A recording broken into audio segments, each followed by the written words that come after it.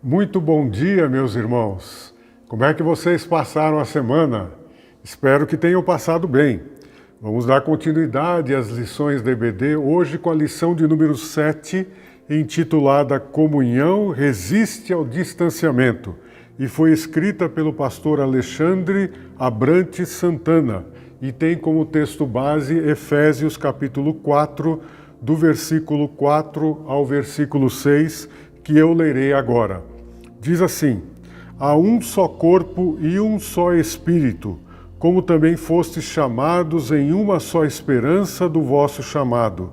Há um só Senhor, uma só fé, um só batismo, um só Deus, e Pai de todos, que é sobre todos, por todos e está em todos. A unidade é um elemento fundamental na igreja. Em outras palavras, a comunhão é essencial para a vida de uma igreja. A comunhão é criada por Deus e ela é demonstrada pelo relacionamento entre os irmãos em Cristo. Por exemplo, numa conversa informal, num momento de compartilhar pedidos de oração, orar juntos, estudar juntos a Bíblia, cantar juntos, poder cultuar ao Senhor juntos, ouvir a pregação da palavra do Senhor juntos, participar de atividades comuns, chorar juntos também, ter atividades sociais juntos, enfim, muitas coisas sendo feitas juntos.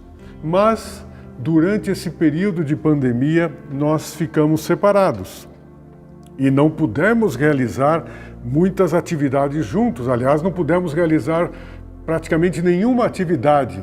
A igreja voltou recentemente a realizar o culto da manhã com a participação e a presença de alguns irmãos.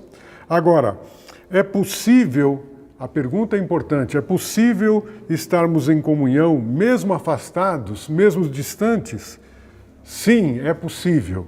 Como isso é possível? Agora vamos analisar 3 aspectos da comunhão que pode ser vista, inclusive em termos de estarmos distantes. O primeiro aspecto é que comunhão é vital para a vida. O apóstolo Paulo estava preso ao escrever a carta aos Efésios. Estava privado de liberdade e de se relacionar normalmente com outras pessoas. Lendo essa carta e lendo as outras que ele escreveu, como Filipenses, nós percebemos que apesar dele estar sozinho, ele estava em comunhão com os irmãos, ele orava pelos irmãos e sentia que os irmãos também estavam junto com ele em oração. Ele não estava só.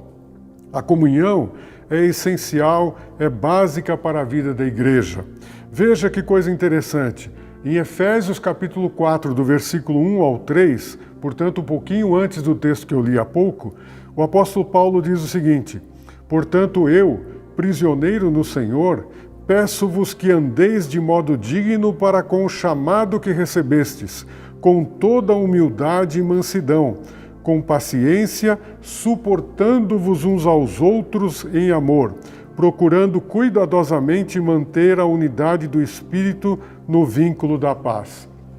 Esse texto mostra que nós não temos que criar essa unidade, nós não temos que criar essa comunhão porque ela foi criada por Deus, mas nós temos que procurar manter a unidade. E como fazemos isso?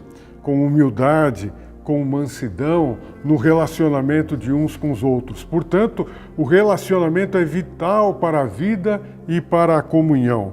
Comunhão é essencial para a vida da igreja. Mas também no segundo aspecto, nós encontramos que comunhão é fruto da dependência.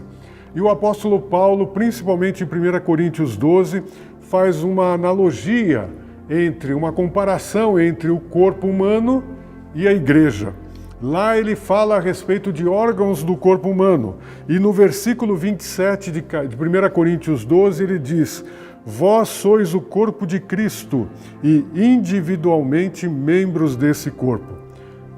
Vamos imaginar o seguinte: para você correr, você precisa ter os seus pés bem firmados, as suas pernas precisam ter uma velocidade adequada, você precisa movimentar os braços para que o seu corpo fique equilibrado e ao mesmo tempo você precisa respirar e os seus pulmões precisam funcionar adequadamente. O corpo humano funciona um membro ligado ao outro e dependendo um do outro.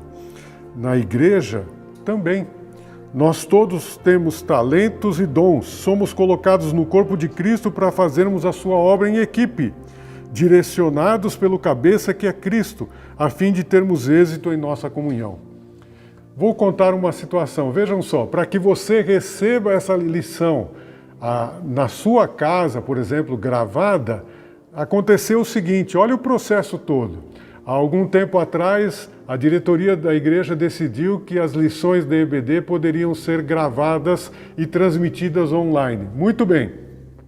Então, o pastor Roberto falou comigo para eu preparar a lição, eu preparei a lição e gravei essa lição. E estavam comigo gravando essa lição a Bianca e a Karen.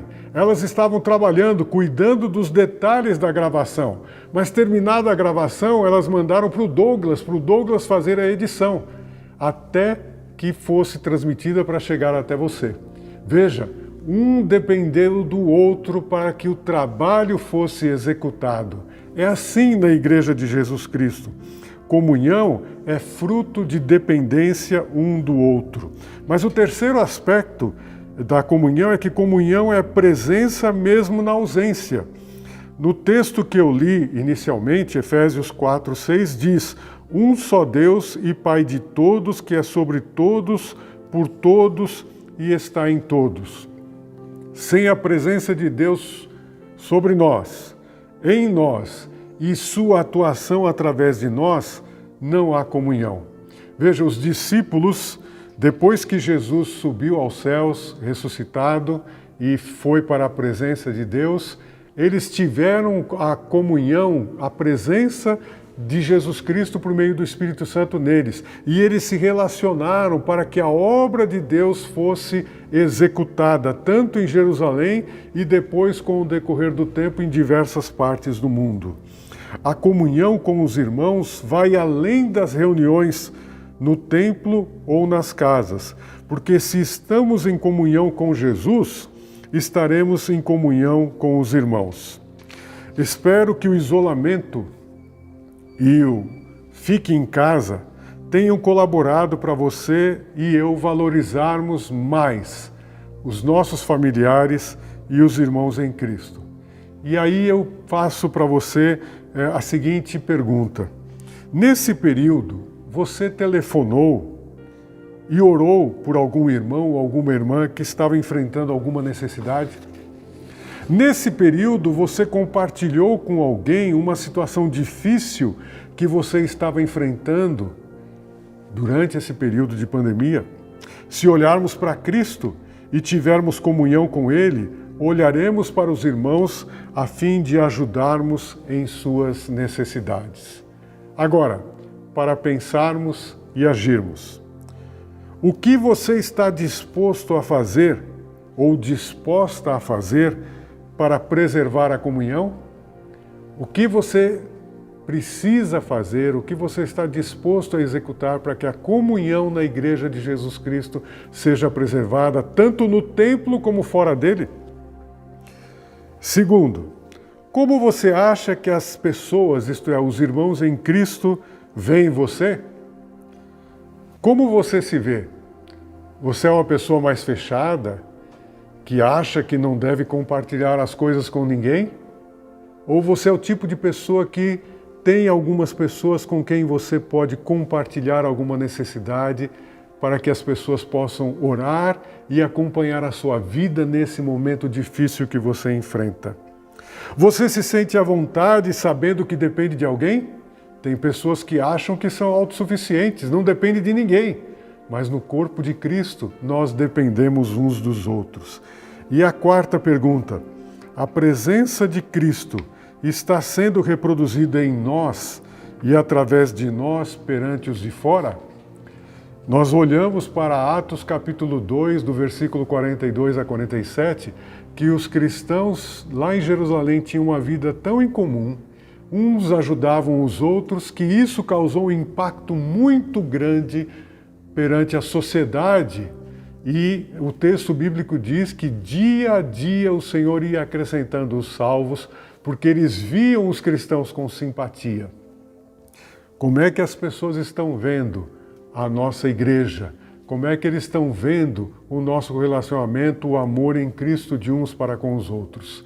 Que Deus possa abençoar para que venhamos a colocar em prática esta lição. A minha oração é que Deus abençoe a você nessa próxima semana e vamos continuar com certeza sendo abençoados através do culto de hoje.